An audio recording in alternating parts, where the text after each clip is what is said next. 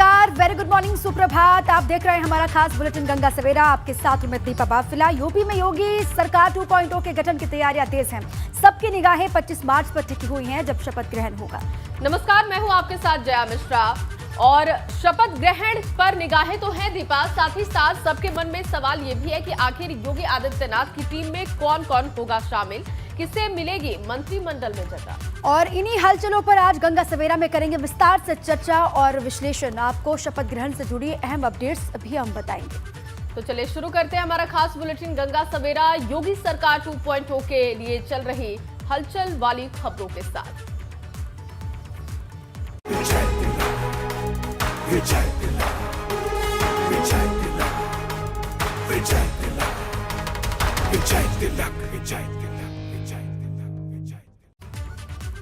और चलिए बढ़ते हैं आगे और सबसे पहले बात योगी सरकार 2.0 के गठन को लेकर करते हैं। योगी सरकार की दूसरी पारी की शुरुआत की तैयारियों के बीच आज लखनऊ में शाम 4 बजे विधायक दल की बैठक होनी है। और यूपी के पर्यवेक्षक नियुक्त किए गए केंद्रीय गृह मंत्री अमित शाह और झारखंड के पूर्व सीएम रघुवर दास लखनऊ पहुंचने वाले हैं। रघुवर दास आज दोपहर 12 बजे लखनऊ पहुंचेंगे, तो वहीं अमित शाह 3 बजे लखनऊ पहुंचेंगे। बैठक में प्रदेश भाजपा अध्यक्ष स्वतंत्र देव सिंह, यूपी भाजपा प्रभारी धर्मेंद्र प्रधान, संगठन महामंत्री सुनील बंसल मौजूद रहेंगे। और बैठक में योगी आदित्यनाथ को विधायक दल का नेता चुना जाएगा। जो औपचारिकताएं रह गई हैं उनको पूरा किया जाएगा आज। और अमित शाह, रघुवर दास की मौजूदगी होगी। शाम 4 बजे का वक्त है। योगी आदित्यनाथ की मौजूदगी भी है। स्वतंत्र देव सिंह रहेंगे, धर्मेंद्र प्रधान, सुनील बंसल, और इन सभी की मौजूदगी में विधायक दल का नेता चुना जाएगा दूसरी मर्तबा योगी आदित्यनाथ को। और फिर होगा कल 25 तारीख को शपथ ग्रहण। तो विधायक दल की बैठक आज होने वाली है और बैठक के लिए अमित शाह दोपहर 3 बजे लखनऊ पहुंचेंगे। रघुवर दास दोपहर 12 बजे लखनऊ पहुंच जाएंगे। और आपको बताएं कि संगठन महामंत्री सुनील बंसल भी बैठक में मौजूद हैं। तो आज लखनऊ में विधायक दल की बैठक होने वाली है, क्योंकि कल शपथ ग्रहण समारोह है और उससे पहले आज विधायक दल की बैठक होगी। औपचारिकताएं पूरी की जाएंगी। योगी आदित्यनाथ को विधायक दल का नेता चुना जाएगा। औपचारिकताएं जो भी हैं वो आज पूरी कर ली जाएंगी, क्योंकि कल इकाना स्टेडियम में शपथ ग्रहण का समारोह है। और माना जा रहा है कि मुख्यमंत्री के साथ कई मंत्री भी शपथ ग्रहण करेंगे। विधायक दल के नेता चुने जाने के बाद शपथ ग्रहण का कार्यक्रम होगा। योगी सरकार 2.0 के गठन की तैयारियां तेज दिखाई दे रही हैं। आज अमित शाह दोपहर 3 बजे पहुंचने वाले हैं। उससे पहले रघुवर दास, जो कि झारखंड के पूर्व मुख्यमंत्री हैं और उत्तर प्रदेश के लिए पर्यवेक्षक नियुक्त किए गए हैं, वो दोपहर 12 बजे पहुंचने वाले हैं। बैठक में ये दोनों ही पर्यवेक्षक होंगे। और आपको बताएं कि बैठक शाम में प्रस्तावित है। शाम में विधायक दल की बैठक होगी और योगी आदित्यनाथ को विधायक दल का नेता चुना जाएगा। और आज विधायक दल की बैठक लखनऊ में होनी है, लेकिन इससे पहले कल देर रात दिल्ली में योगी मंत्रिमंडल को लेकर एक बड़ी बैठक हुई, जानकारी मिल रही है। बिल्कुल, और ये बैठक हुई भाजपा के राष्ट्रीय अध्यक्ष जेपी नड्डा के आवास पर।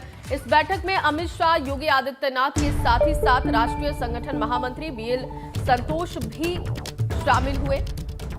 और इस बैठक में शपथ से पहले मंत्रिमंडल पर फाइनल मंथन हुआ। मंत्रिमंडल पर आखिरी मुहर लगी है। देखिए मंत्रिमंडल कैसा होगा, पूरा स्वरूप किस तरीके का होगा योगी आदित्यनाथ के कैबिनेट का, उसी को लेकर मंथन किया गया। डिप्टी सीएम कितने होंगे, जो पहली मर्तबा थे पार्ट 1 में थे, वो पार्ट 2 में रहेंगे कि नहीं रहेंगे, कौन से वो चेहरे हैं जो 2024 के लिए भी फिट बैठेंगे, उसकी झलक आप देख पाएंगे मंत्रिमंडल में। और इसीलिए कहा जा रहा है दिल्ली में महामंथन लगातार जारी कल रात तक, लेकिन अब फाइनल मुहर लग चुकी है। किसको क्या विभाग देना है, इस पर भी जाहिर सी बातें बातचीत हो गई होगी, मंथन हो गया होगा। अब कल का इंतजार बाकी रह गया है। औपचारिकताएं आज पूरी हो जाएंगी, उसके बाद कल शपथ ग्रहण होगा लखनऊ के इकाना स्टेडियम में। भव्य उसको बनाया जाएगा। मेगा इवेंट की तैयारियां चल रही हैं। और देखिए किस तरीके का पूरा मंत्रिमंडल है, उसको लेकर जो मंथन हुआ उसी पर और जानकारी लेते हैं। हमारे सहयोगी अविनाश जुड़ चुके हैं दिल्ली से, उन्हीं का रुख सीधे कर लेते हैं। अविनाश, जो बड़ी बैठक हुई है दिल्ली में पूरे मंत्रिमंडल को लेकर, योगी की टीम को लेकर, उसको लेकर जानकारी दीजिएगा। किस तरीके से पूरा जो तैयारी चल रही थी पहले से नामों को लेकर, वो फिट बैठ पाया है?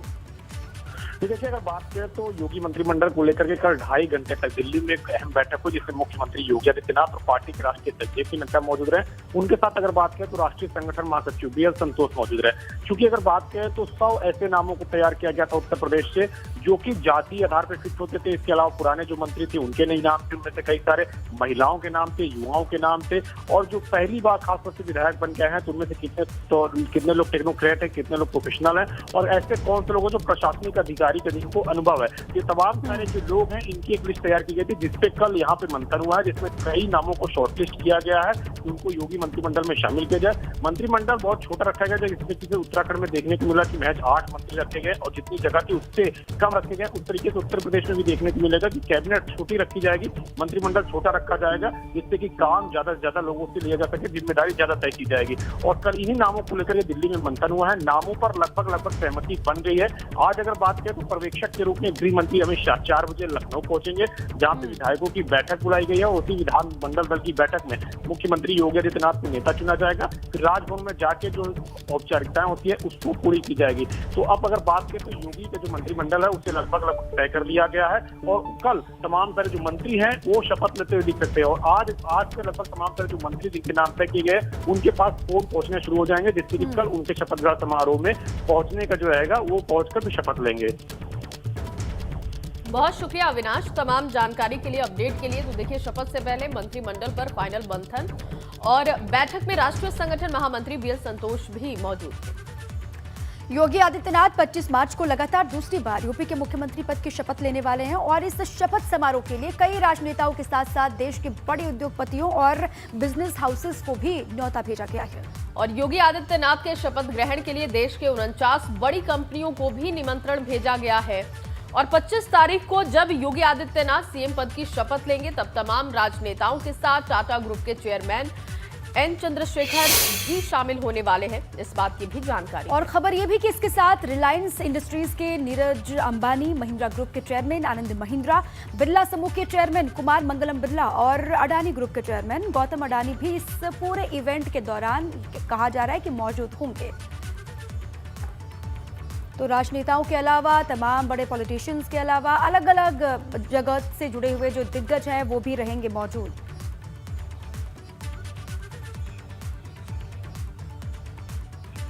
और वहीं शपथ ग्रहण को लेकर कैसी है तैयारियां, इससे जुड़ी हमारी एक खास रिपोर्ट आप देखिए।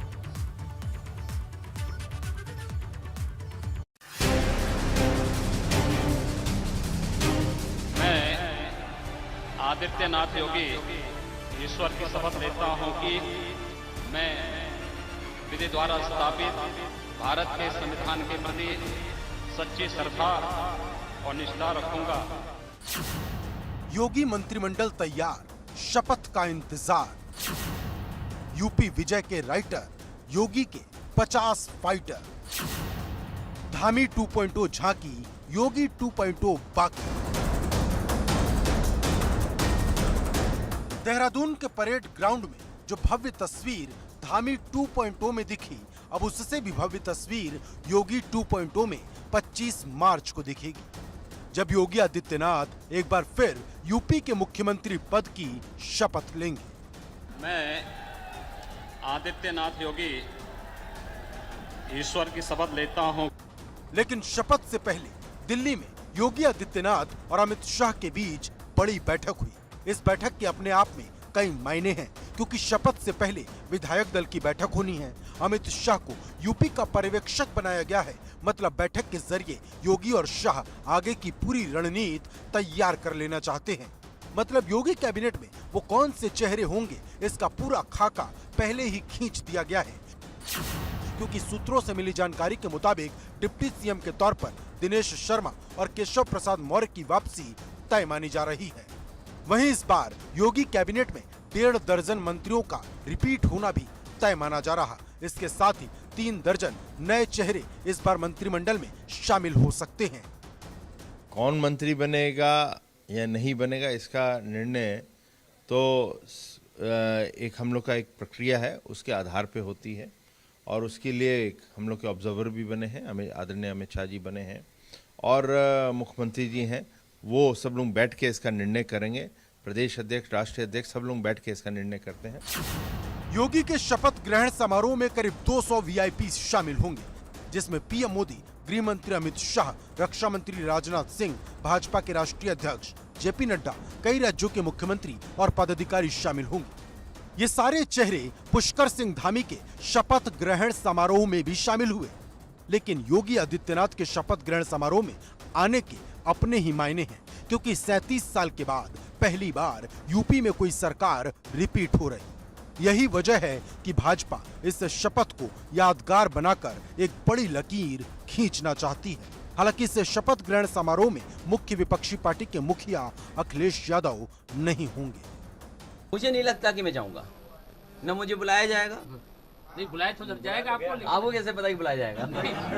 ये ऐसा तो नहीं है कि आप लोग उनकी तरफ से कह रहे हो कि अगर नहीं और सर मुझे तो पता नहीं लिस्ट। सर क्या संदेश रहेगा सरकार के लिए? देखिए क्या करें जो बेहतर रहे? सरकार झूठ न बोले बस। गौरतलब है कि जब योगी आदित्यनाथ ने पिछली बार शपथ ली थी, तब मुलायम सिंह यादव और अखिलेश यादव शामिल हुए थे। तब मंच पर मुलायम और अखिलेश की तस्वीर भी खूब वायरल हुई थी। लेकिन इस बार अखिलेश यादव ने शपथ से दूरी बना ली है। लेकिन मुद्दे की बात यह है कि क्या राजनीति में नए पैटर्न की शुरुआत हो रही है, क्योंकि एक सवाल इकाना स्टेडियम का भी है, जिसको लेकर अखिलेश यादव अपना दावा ठोकते रहे हैं। मतलब चुनाव से लेकर शुरू हुई लड़ाई शपथ तक जारी है।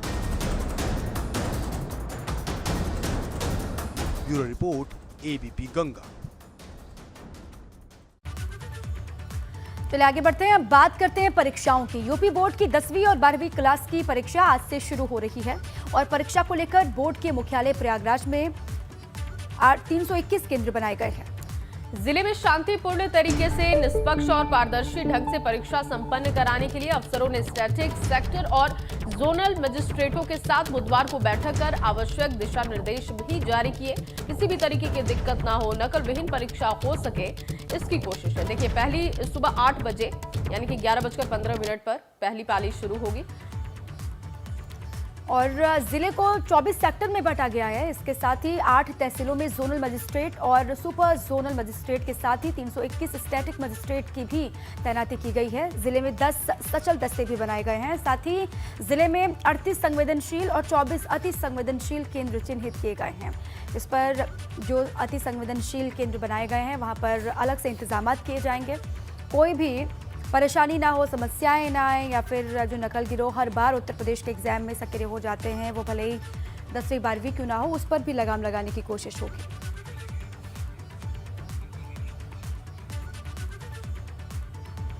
और इसी खबर पर ज्यादा जानकारी के साथ मोहम्मद मोइन मेरे संवाददाता प्रयागराज से जुड़ चुके हैं। मोहम्मद मोइन, क्योंकि आज से परीक्षाएं हैं, तो फिर बताइए तैयारी कैसी है प्रयागराज में? नकल विहीन परीक्षा हो सके इसके लिए क्या इंतजाम है? देखिए, यूपी बोर्ड की 10वीं और 12वीं क्लास की परीक्षाएं आज से शुरू हो गई हैं। आज 8 बजे से पेपर पहला शुरू होगा, 10वीं क्लास का पेपर शुरू होगा और इस बार की पूरी परीक्षा में 50 लाख से ज़्यादा अभ्यर्थी जो परीक्षार्थी हैं वो शामिल होंगे। 12 कार्य दिवसों में ये परीक्षाएं चलेंगी और 12 अप्रैल को जाकर खत्म होंगी। पिछली बार ऐसा हुआ था कि कोरोना की वजह से परीक्षाएं हुई ही नहीं थी और जो परीक्षार्थी थे उनको अगली कक्षा के लिए प्रमोट कर दिया गया था, लेकिन इस बार कोरोना का साया कम हो गया है, लिहाजा इस बार ऑफलाइन मोड में परीक्षाएं हो रही हैं और आज पहला पेपर है, 10वीं क्लास का पेपर है। अब से कुछ देर के बाद इम्तिहान शुरू हो जाएगा और इस वक्त हम मौजूद हैं प्रयागराज के केपी इंटर कॉलेज सेंटर पर, जहां आप देख सकते हैं कि जो तमाम परीक्षार्थी हैं वो यहां पर मौजूद हैं। हम तमाम परीक्षार्थियों से बात कर लेते हैं और उनसे जानने की कोशिश करते हैं। यहाँ आ गया ये बेटा, क्या नाम है आपका? आदित्य केसरवानी। किस तरह की तैयारी है आपकी? किस तरह तैयारी है? बढ़िया तैयारी है मेरी। तैयारी बढ़िया है। हाँ। आपका क्या नाम? प्रबंधु त्रिपाठी। किस तरह की तैयारी है? सर एकदम बढ़िया है, पेपर एकदम फाड़ के आना है, बढ़िया पेपर देंगे। ठीक है, चलिए आपका क्या नाम है? विराट गुप्ता।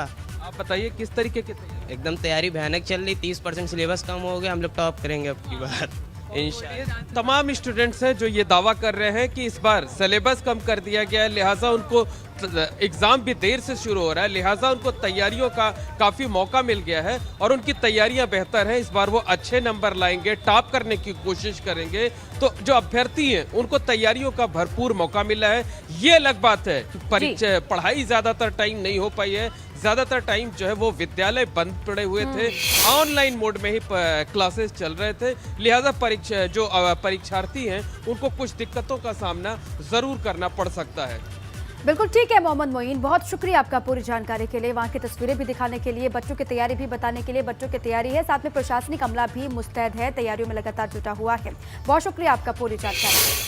बात डिंपल की तीसरी कसम की करते हैं, क्योंकि सूत्रों से मिली जानकारी के मुताबिक डिंपल यादव एक बार फिर उपचुनाव की परीक्षा को पास करने जा रही हैं, क्योंकि आजमगढ़ की सीट से अखिलेश के इस्तीफे के बाद अब डिंपल के आजमगढ़ से चुनाव लड़ने की चर्चाएं हैं।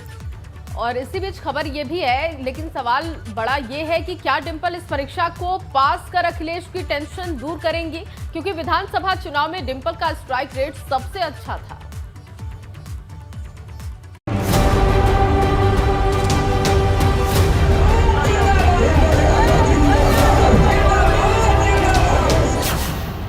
आजमगढ़ में अखिलेश के बाद कौन टूटने वाला है मौत?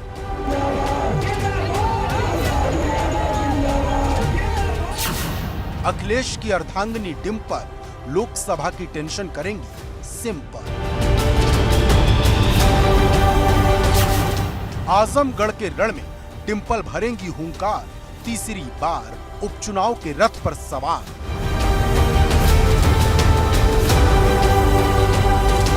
आजमगढ़ की जिस लोकसभा सीट से इस्तीफा देकर अखिलेश यादव ने अपने विरोधियों को हैरान कर दिया, वहीं अब अखिलेश यादव एक और बड़ा दांव चलने की तैयारी में है, क्योंकि सूत्रों से मिली जानकारी के मुताबिक अखिलेश यादव अब डिंपल यादव को आजमगढ़ से उम्मीदवार बना सकते हैं।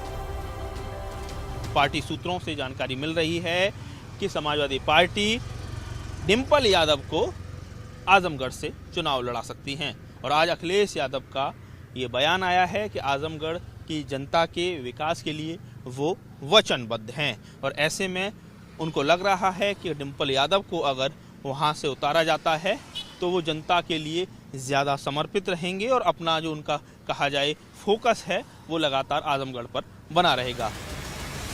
अगर ऐसा हुआ तो ये तीसरी बार होगा जब अखिलेश यादव की छोड़ी हुई लोकसभा सीट पर डिंपल यादव ताल ठोक रही होंगी, क्योंकि 2009 के लोकसभा चुनाव में अखिलेश यादव ने फिरोजाबाद और कन्नौज से जीत दर्ज की थी, जिसके बाद अखिलेश ने फिरोजाबाद की सीट छोड़ दी थी और फिर उनकी जगह डिंपल ने राजनीति में डेब्यू किया था। हालांकि डिंपल वो चुनाव राज बब्बर से हार गई थी, लेकिन 2012 में जब अखिलेश यूपी के सीएम बने तो उन्होंने कन्नौज की सीट भी छोड़ दी। उस बार डिंपल निर्विरोध चुनाव जीतकर लोकसभा की दहलीज पर पहुंच गई। इसके बाद डिंपल ने 2014 में फिर से कन्नौज से सांसद का चुनाव लड़ा और जीत गई, लेकिन 2019 की चुनावी जंग वो हार गई। अब डिंपल उपचुनाव की हैट्रिक लगाने की तैयारी में है, क्योंकि अखिलेश यादव के इस्तीफे के बाद आजमगढ़ में उपचुनाव होगा और डिंपल से बेहतर भला कौन उम्मीदवार होगा, क्योंकि 22 की चुनावी जंग में भले ही समाजवादी पार्टी हार गई हो, लेकिन डिंपल का स्ट्राइक रेट सबसे हाई रहा।